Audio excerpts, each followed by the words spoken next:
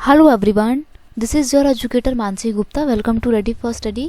आज हम class 10th की सामाजिक विज्ञान की वर्कशीट करने जा रहे हैं। ये आपकी एसएसटी वर्कशीट नंबर 96 है और इसकी डेट है 2 मार्च 2022। ठीक है, तो ये आपकी जो वर्कशीट है ये आपकी एक रिवीजन वर्कशीट है। क्यों? क्योंकि देखो आपका क्लास 10th का एसएसटी का टर्म 2 का सिलेबस जो है वो आपके स्कूल में कंप्लीट हो चुका है।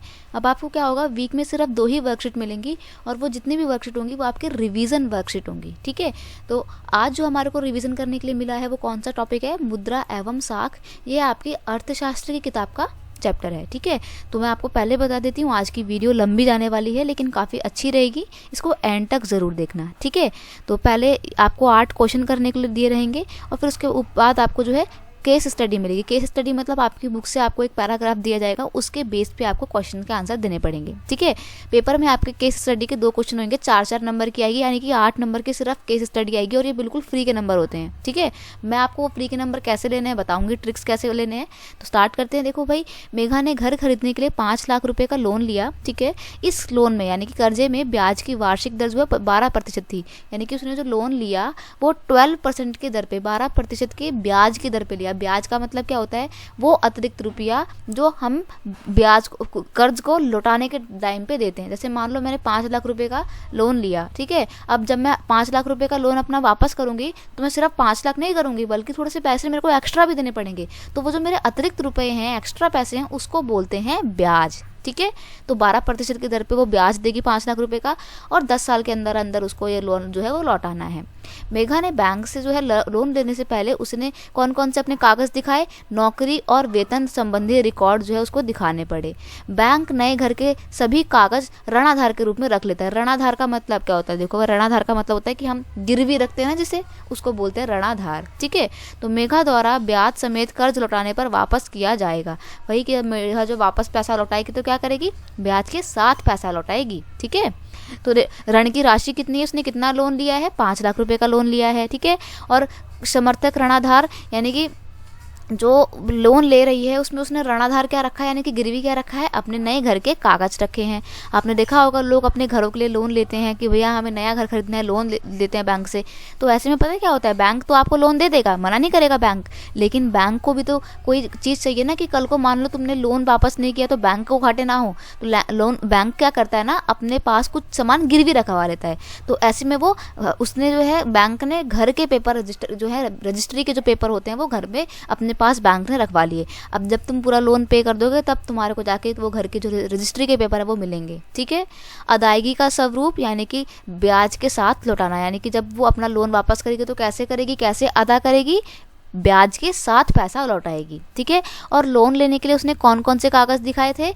एक तो रोजगार संबंधी उसका रिकॉर्ड कि वो कहाँ पे नौकरी करती है, और वेतन पर्ची। वेतन पर्ची मतलब उसकी सैलरी स्लिप। ठीक है, चलो ये तो आपकी केस स्टडी थी। अब जो आपके 8 क्वेश्चन है वो करना स्टार्ट करते हैं। पहला क्वेश्चन आपका बहुत बहुत इंपॉर्टेंट है कि भाई भारतीय रिजर्व बैंक के क्या क्या काम होते हैं। ठीक है जी, तो स्टार्ट करते हैं। भाई भारतीय रिजर्व बैंक के काम क्या क्या हैं? मौद्रिक नीति तैयार करना। पहला काम भारतीय रिजर्व बैंक का है मौद्रिक नीति को तैयार करना और क्रियान्वयन और निगरानी रखना उसकी। ठीक है, मौद्रिक नीति मतलब देश में जो पैसे से संबंधित व्यवस्था है वो कैसे चलाई जाएगी, इसको बनाना। ठीक है, हर 3 महीने में आरबीआई मौद्रिक नीति अपनी लागू करता है। ठीक है, और उसकी निगरानी करता है कि वो ठीक से पालन कर रही है कि नहीं कर रही है। ठीक है, वित्तीय प्रणाली का विनियमन मतलब देश में वित्त से संबंधित जो प्रणाली चल रही है उसको कैसे देखना है, सब कुछ देखता है।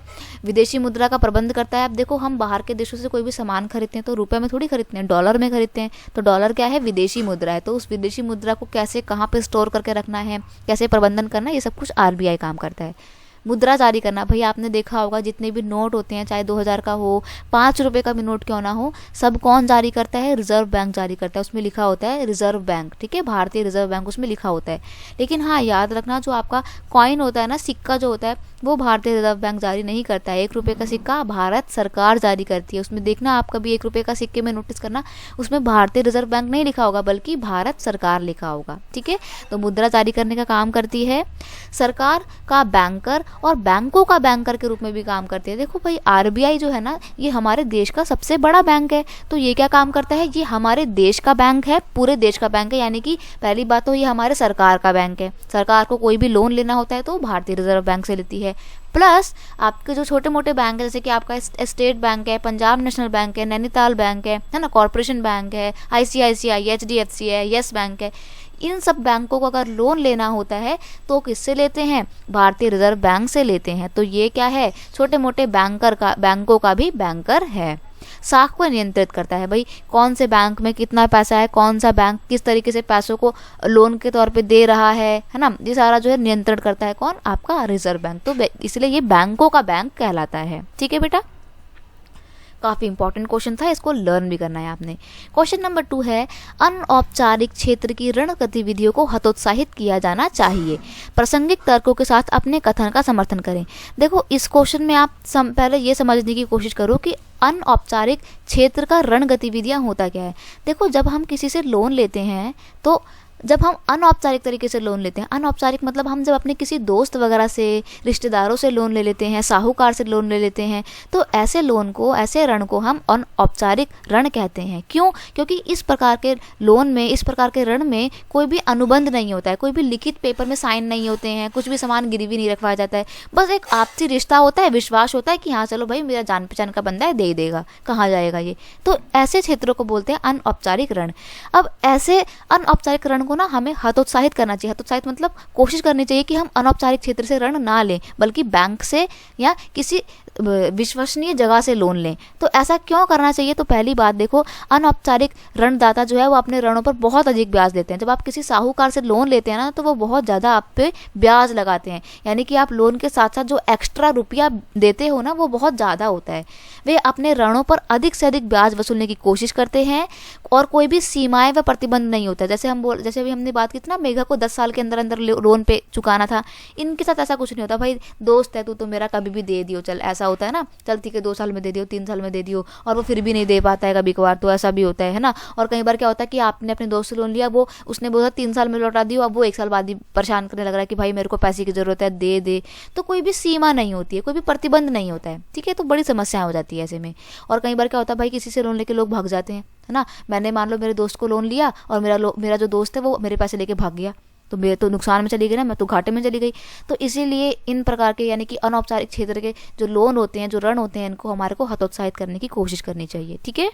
उधार लेने की उच्च लागत का मतलब है कि उधारकर्ताओं की कमाई का एक बड़ा हिस्सा ऋण चुकाने में चला जाता है। अभी मैंने आपको बताया ना कि ब्याज बहुत ज़्यादा होता है। अब ब्याज बहुत ज़्यादा होगा तो क्या होगा, मेरी तो काफ़ी सारी इनकम ऋण को ब्याज चुकाने में ही चली जाएगी। ठीक है। कुछ मामलों में उधार लेने के लिए उच्च ब्याज दर का मतलब हो सकता है कि चुकाई जाने वाली राशि उधारकर्ता की आय से बहुत ज़्यादा होती है। और कई बार ये ब्याज की दर उच्च होती है, इतनी ज़्यादा उच्च होती है कि जो उधारकर्ता होता है ना, जो उधार दे रहा होता है, ठीक है, सॉरी, जो उधार ले रहा होता है उधारकर्ता, उसकी आय भी कम पड़ जाती है। ठीक है। तो इससे क्या होता है, कर्ज का जाल जो है जाल बढ़ता चला जाता है। मान लो मैं लोन नहीं चुका पा रही हूँ तो मेरे ऊपर तो लोन बढ़ता चला जाएगा, तो मैं ऋण के जाल में फंस जाऊंगी। ठीक है। क्वेश्चन नंबर 3 है कि गरीब लोगों के लिए स्वयं सहायता समूह कैसे महत्वपूर्ण होते हैं, अपने विचार दीजिए। देखो स्वयं सहायता समूह क्या होता है, जब आपस में ही लोग मिलकर अपना एक ग्रुप बना लेते हैं, तो ऐसे ग्रुप से लोन लेना या ये कैसे गरीब लोगों की सहायता करता है। तो देखो सबसे पहली बात, ये छोटे मोटे ग्रुप से ना आप लोन ले सकते हो, बहुत ही सस्ती दरों पर, आपको बहुत ही कम ब्याज दरों पर लोन मिल जाता है, और कई बार तो बिना ब्याज दरों पर भी लोन मिल जाता है। अब तो गवर्नमेंट भी ऐसी फैसिलिटी करने लगी है कि अगर आप अपना कोई स्टार्टअप शुरू करना चाहते हैं, स्टार्टअप मतलब अपना खुद का धंधा खोलना चाहते हैं, बिजनेस करना चाहते हैं, तो आप गवर्नमेंट से लोन लीजिए और गवर्नमेंट विदाउट एनी ब्याज आपको लोन प्रोवाइड करती है। ठीक है। तो ये काफ़ी अच्छा है। सेल्फ हेल्प ग्रुप जो होते हैं, स्वयं सहायता समूह, इनसे ये मदद मिल जाती है। यह उधारकर्ताओं को संपार्श्विक और दस्तावेजीकरण की समस्या कमी को दूर करने में भी मदद करता है। देखो संपार्श्विक का मतलब यह है ऋणाधार, ऋणाधार वही गिरवी रखना। तो जब हम स्वयं सहायता समूह से कोई भी लोन लेते हैं तो हमारे को किसी भी दस्तावेज की यानी कि पेपर की कार्यवाही की, कागजी कार्यवाही की आवश्यकता नहीं होती, और ना ही कोई सामान हमारे को संपार्श्विक के तौर पर रखना पड़ता है। संपार्श्विक मतलब गिरवी के तौर पर कुछ भी रखना नहीं पड़ता है। तो कोई भी गरीब व्यक्ति यहाँ से लोन ले सकता है। ठीक है। और सबसे बड़ी बात, साहूकारों के शोषण से भी बच जाता है व्यक्ति, है ना। और ब्याज दर सदस्यों की आय का एक स्रोत बन जाती है। अब मान लो 5 लोगों के ग्रुप ने किसी एक बंदे को लोन दिया, ठीक है, पर इसी बंदे को लोन दिया। अब जब ये लोन अपना रिटर्न करेगा तो कुछ एक्स्ट्रा पैसा देगा ना ब्याज के तौर पे, तो वो जो ब्याज का पैसा है ना बेटा, वो इन 5 लोगों की इनकम हो जाएगा। वो यहाँ पर ये बोलने की कोशिश कर रहा है, ठीक है, कि जो ब्याज का पैसा है वो स्वयं सहायता समूह के सदस्यों की आय का स्रोत बन जाता है। वो ब्याज जो है वो सारे 5 के 5 लोग आपस में बांट लेंगे, उनकी इनकम हो गई छोटी सी, ठीक है। क्वेश्चन नंबर 4 क्या है आपका, रुको, हाँ, क्वेश्चन नंबर 4 है आपका, भारत में अधिकांश लोग अभी भी ऋण के अनौपचारिक क्षेत्रों पर ही निर्भर हैं। क्यों? अनौपचारिक बताया ना कि जब आप अपने दोस्तों से, एक साहूकार से पैसा ले लेते हैं तो उसको बोलते हैं अनौपचारिक ऋण। और आज भी भारत में ज़्यादातर लोग जो हैं वो अनौपचारिक ऋण ही लेते हैं। तो उसके पीछे कौन कौन से कारण हैं?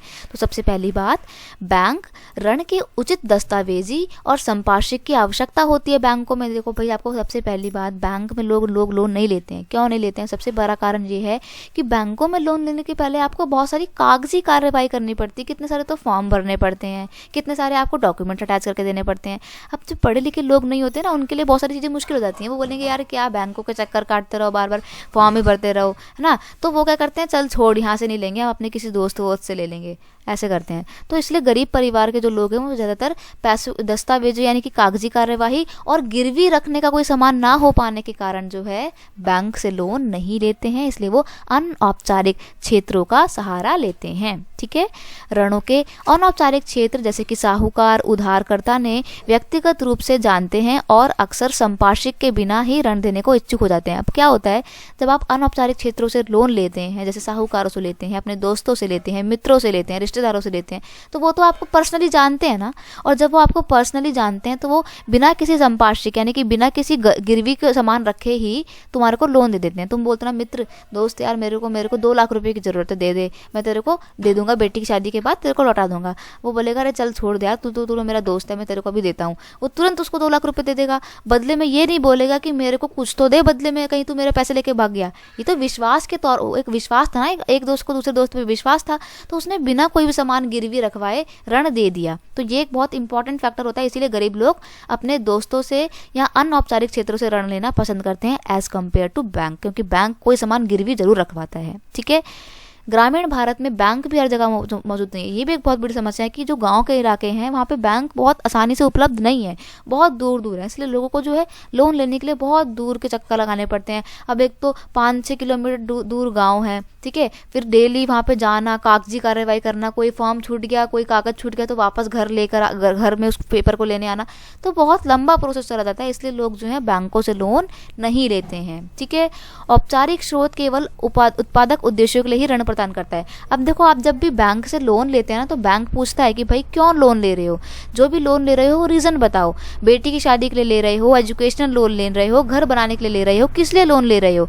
तो बैंक आपको तभी लोन देगा जब आप कोई अच्छा काम कर रहे होंगे। अगर आप बोलोगे कि मेरे को ना शराब पीनी है, मेरे पास पैसे नहीं है, मेरे को लोन चाहिए, बैंक भगा देगा तुम्हारे को, नहीं देगा लोन तुम्हारे को। क्यों? क्योंकि वो उत्पादक तरीकों के लिए लोन देता है, गैर उत्पादक तरीकों के लिए लोन नहीं देता है बैंक, ठीक है। गैर उत्पादक उद्देश्य के लिए लोन लेना है तो आपको अनौपचारिक क्षेत्रों की ओर जाना पड़ेगा, ठीक है। चलो, क्वेश्चन नंबर 5 है आपका, ब्याज की शर्तों से, ऋण की शर्तों से आप क्या समझते हैं? ऋण मतलब होता है लोन लेना। तो लोन लेने से पहले जितनी भी आपकी कागजी कार्रवाई होती है, ब्याज की दरों का निर्धारण होता है ना, सामान कुछ भी आप गिरवी रखते हैं, इन सब चीज़ों को मिलाकर ही हम क्या बोलते हैं, ऋण की शर्तें बोलते हैं, ठीक है। ये पेपर एग्रीमेंट होता है जिसमें बैंक या कोई भी व्यक्ति आपसे बोलता है कि तुम इसे लोन ले ले, लेकिन किन किन शर्तों के बेस पे, कितने समय में, कितने ब्याज के साथ लौटाएगा, ये सारी जो शर्तें एक पेपर में लिखी होती हैं उसे बोलते हैं ऋण की शर्तें, ठीक है। तो ब्याज की दर, समर्थक ऋणाधार, आवश्यक कागजात और भुगतान के तरीके संयुक्त रूप से मिलकर ऋण की शर्त कहलाते हैं। वे ऋणदाता और उधारकर्ता की प्रकृति के आधार पर भिन्न भिन्न हो सकते हैं, ठीक है जी। चलिए, क्वेश्चन नंबर 6 है, मुद्रा का आधुनिक रूप हमारे जीवन को कैसे सरल बनाता है? विस्तार से कहना, विस्तार से लिखिए, ठीक है। तो देखो भाई, आधुनिक मुद्राओं ने हमारे जीवन को बहुत सरल बना दिया है। क्यों? क्योंकि देखो, मान लो आपके पास पैसा नहीं होता, फिर क्या करते? फिर तो तुम वस्तु विनिमय प्रणाली का ही पालन करते रह जाते। वस्तु विनिमय प्रणाली मतलब चावल चाहिए तो किसी ऐसे बंदे को ढूंढो जिसको जूते की जरूरत हो, है ना। तो ताकि तुम उसको अपने जूते बनाए हुए दे दो और उससे चावल ले लो, तो बहुत मुश्किल हो जाता है। अब मान लो उस बंदे को चावल की ज़रूरत ही नहीं है, गेहूं की ज़रूरत है, तो फिर तुम गेहूं कहाँ से लेकर आओगे, है ना। तो चीज़ें बहुत ही कॉम्प्लेक्स हो जाती है। इसलिए मुद्रा जब से आई है हमारा जीवन बहुत आसान हो गया है। क्यों? क्योंकि देखो, पहली बात, मुद्रा जो है वो हमारी किसी मूल्यवान वस्तु से नहीं बनी। आज भी हमारे नोट किससे बने हैं? कागज से बने हैं, है ना। हम कॉपी के पेपर तो फाड़ते रहते हैं, लेकिन कागज का नोट कितना संभाल के रखते हैं। क्यों? क्योंकि भाई वो उसमें लिखा हुआ है कि वो 2000 का, 2000 का या 1000 का या 500 रुपये का नोट है, तो उसमें अंकित मूल्य होता है। और उस मूल्य जो उसमें जो लिखा होता है ना मूल्य, उसका ही इम्पोर्टेंस होता है। उसकी किस सामग्री से बना उसका इम्पोर्टेंस बिल्कुल भी नहीं होता है, ठीक है। उसी तरीके से सिक्के लोहे के बने होते हैं, अगर तुम उन सिक्कों को पिघला दो तो किसी काम का नहीं बचा वो लोहा, 2-3 रुपए किलो बिक जाएगा, और क्या होगा, है ना। तो मूल्यवान सामग्री से नहीं बना है आज का पैसा, ठीक है। उसमें अंकित मूल्य होता है और सरकार के प्राधिकरण के कारण उन्हें पैसों के रूप में पहचाना जाता है। अब मान लो मैं कागज के नोट में 1000 रुपये लिख दूं, 1000 लिख दूं, क्या वो नोट कहलाएगा? नहीं कहलाएगा ना। क्यों नहीं कहलाएगा? क्योंकि उसमें आरबीआई की स्टैंप नहीं लगी है, सरकार ने उसको सहमति नहीं दी है। जब तक सरकार सहमति नहीं देगी वो नोट नहीं कहलाएगा, ठीक है। तो हमारे जो नोट हैं उनको सरकार की सहमति प्राप्त है, तो ये इसलिए हमारा जो नोट है हमारी लाइफ को बहुत आसान बनाता है। प्लस आज के समय में हमारे को नोट ले जाने की जरूरत नहीं है हर जगह। हम अपने डेबिट कार्ड या क्रेडिट कार्ड जैसे मनी कार्डों का इस्तेमाल करते हैं और अपना पैसा जो है भुगतान कर देते हैं। आधुनिक सिक्के और मुद्रा और कागजी नोट इतने लचीले और टिकाऊ हैं कि इन्हें पकड़ना बहुत आसान होता है ना। जरूरी नहीं कि मैं आपको अगर सामान लेना है तो मैं पूरा नोट लेके जाऊं, और मान लो वो नोट लेके भी जा रही तो बहुत आराम से मेरी जेब के अंदर आ जाएंगे, क्योंकि बहुत ही पतले पतले होते हैं, टिकाऊ होते हैं, ले जाना आसान होता है। तो इन्होंने हमारी लाइफ को बहुत ही आसान बना दिया है। अब सोचो तुम्हारे को नोट नहीं होते और तुम फिर चावल लेके जा रहे होते गेहूँ खरीदने के लिए, तो बताओ कितना सारा सामान तुम्हें लाद के लेके जाना पड़ता ना। तो लाइफ बहुत मुश्किल हो जाती है ऐसे में आपकी, ठीक है जी। चलिए, क्वेश्चन नंबर 7 और 8 जो है ना वो दोनों आपके एग्जाम्पल बेस्ड क्वेश्चन है। पहला क्वेश्चन आपको बोल रहा है कि सलीम के जीवन में ऋण ने एक सकारात्मक भूमिका निभाई थी, ठीक है। अपने परिवार या रिश्तेदारों के आसपास कोई उदाहरण दीजिए जिनके जीवन में ऋण ने सकारात्मक भूमिका निभाई है, ठीक है। देखो, सलीम की क्या स्टोरी थी वो मैं अभी आपको आगे बताऊंगी, पर पहले मैं आपको ये बता दूं कि हमेशा लोन लेना गलत बात नहीं होती है। कई बार आप लोन लेके बहुत कुछ अच्छा भी कर सकते हैं। जैसे कि मैंने आपको यहाँ पे 2 एग्जाम्पल बताए हैं कि मेरे पड़ोस में एक परिवार था जो अपने जीवन की मूलभूत आवश्यकताओं के लिए संघर्ष करता था। मतलब काफ़ी गरीब थे वो लोग। उनकी आय का सिर्फ एकमात्र स्रोत था उनका एक दुकान, खाद्य पदार्थों का स्टॉल मतलब दुकान। उन्होंने अपने व्यवसाय का विस्तार करने और जीवन स्तर को बढ़ाने के लिए ऋण का उपयोग किया। उन्होंने सोचा कि चलो यार अपना बिजनेस बढ़ाया जाता है, दुकान को थोड़ा सा एक्सपैंड करते हैं, बढ़ाते हैं, ज़्यादा से ज़्यादा सामान रखेंगे। तो क्या होता है, उन्होंने लोन लिया उसके लिए, और भगवान की कृपा ऐसी रही उनकी कि उनकी दुकान चल गई तो उनका जीवन स्तर जो है वो काफ़ी आज अच्छा हो गया है। आज वो एक अच्छा जीवन जो है व्यतीत कर रहे हैं, ठीक है। तो देखो कैसे लोन ने उनकी लाइफ बदल दी, है ना। अब यहाँ पे एक एग्जाम्पल और देती हूँ। एक और उदाहरण एक ऐसे परिवार का है जिनके घर में केवल एक ही बच्चा था जो कि पढ़ाई में बहुत तेज था, लेकिन वह उसकी पढ़ाई का खर्चा नहीं उठा सकते थे। इसलिए उन्होंने उसके अध्ययन के लिए यानी कि उसकी पढ़ाई के लिए क्या किया, एक उन्होंने लोन का इस्तेमाल किया, और वो बच्चा आज एक सिविल सेवक बन गया, यानी कि IAS ऑफिसर बन गया है। और आज वो क्या कर रहा है, अब वो दूसरे बच्चों की भी पढ़ाई में मदद कर रहा है। तो देखो कैसे उस लोन ने उसको एक IAS ऑफिसर बना दिया, ठीक है। क्वेश्चन नंबर 8 है आपका, साख से आप क्या समझते हैं। साख एक परिसंपत्ति और ऋणजाल दोनों हो सकते हैं, उदाहरण के साथ लिखिए। तो देखो, साख क्या मतलब क्या होता है, जब आप किसी से लोन लेते हैं। अब लोन मतलब साख एक ऐसा समझौता होता है, ऐसे समझौते को दिखाता है जिसमें ऋणदाता यानी कि लोन देने वाला भविष्य के भुगतान के बदले में उधारकर्ता को धन, सामान या सेवाएं उपलब्ध करता है। यानी कि जो लोन देने वाला व्यक्ति है वो आपको अभी के टाइम पे पैसा देगा और वो उम्मीद करता है कि भविष्य में आप उसके पैसे उस व्यक्ति को वापस लौटा देंगे। तो ये जो पूरी प्रक्रिया होती है इसको बोलते हैं साख, और नॉर्मल हम अपनी लैंग्वेज में बोलते हैं कि भाई लोन लेना, ठीक है। तो लोन लेना एक अच्छी बात भी हो सकती है, यानी कि संपत्ति क्रिएट करने वाला भी हो सकता है, और ऋण का जाल भी हो सकता है। तो भाई कैसे हो सकता है, तो अब देखो पहला जो है आपका उदाहरण वो संपत्ति के रूप में है कि कैसे अच्छा होता है। तो यहाँ पर मैं आपको सलीम का उदाहरण दूंगी, आपकी ही किताब का उदाहरण है ये, ठीक है। तो आपने पढ़ी भी होगी अपनी बुक में स्टोरी। त्योहार के मौसम के दौरान एक जूता निर्माता सलीम को महीने के भीतर थोक में जूते बनाने का ऑर्डर मिलता है, उत्पादन पूरा करने के लिए उसने अतिरिक्त श्रमिकों को काम पे रखा। मतलब वही होता है कि उसकी जूते की फैक्ट्री है और एक बड़ी फैक्ट्री ने आके उसको ऑर्डर दिया कि हमारे को 1000 जूते चाहिए या इतने जूते चाहिए। अब उसको तो पूरा ऑर्डर पूरा करना है क्योंकि उसके पास उसके लिए बहुत बड़ी डील है ये। तो उसने क्या करा, उसने अपने उस ऑर्डर को पूरा करने के लिए ज़्यादा से ज़्यादा श्रमिकों को काम पे रख लिया ताकि काम जल्दी हो जाए उसका। ठीक है, उसने बाहर से चमड़ा भी खरीदा और कुछ लोन भी ले लिया ताकि वो अपने जूते की क्वालिटी को और अच्छा कर सके। और क्या होता है, उसका काम बन जाता है, वो समय पर अपना पूरा ऑर्डर डिस्पैच करवा देता है। डिस्पैच मतलब पैक करवा के भिजवा देता है। उसको वहाँ पे से फिर काफ़ी पैसा मिलता है, सारे श्रमिकों को पैसा दे देता है, लोन चुका लेता है और उसके बाद भी उसके पास काफ़ी सारे पैसे बच जाते हैं। तो हम देखते हैं यहाँ पे कि कैसे उसने लोन को एक लाभ में परिवर्तित कर दिया। अब दूसरा उदाहरण हम देखते हैं कि कैसे लोन हमारे लिए रण का जाल भी हो सकता है। तो स्वप्ना का उदाहरण दूंगी, आपकी किताब में से एक स्टोरी भी है और उसकी इमेज भी दे रखी है। स्वप्ना जो है वो एक छोटी सी किसान है। ठीक है, वो साहूकार से ऋण लेती है ताकि अपनी फसल को अच्छा कर सके, लेकिन दुर्भाग्य से फसल कीटों की चपेट में आ जाती है। मतलब फसल जो है ख़राब हो जाती है, उसमें कीड़े लग जाते हैं और वह फीफल हो जाती है, यानी ख़राब हो जाती है। इसलिए वह ऋण चुकाने में असमर्थ हो जाती है और कर्ज का जो ब्याज का जाल है वो बढ़ता चला जाता है। अब उसको परेशान होना पड़ रहा है क्योंकि यार एक तो उसने पहले लोन लिया था, अब उसकी फसल ख़राब हो गई है, ना तो वो लोन पे कर पाई और दिन ब दिन उसमें ब्याज बढ़ता चला जाएगा।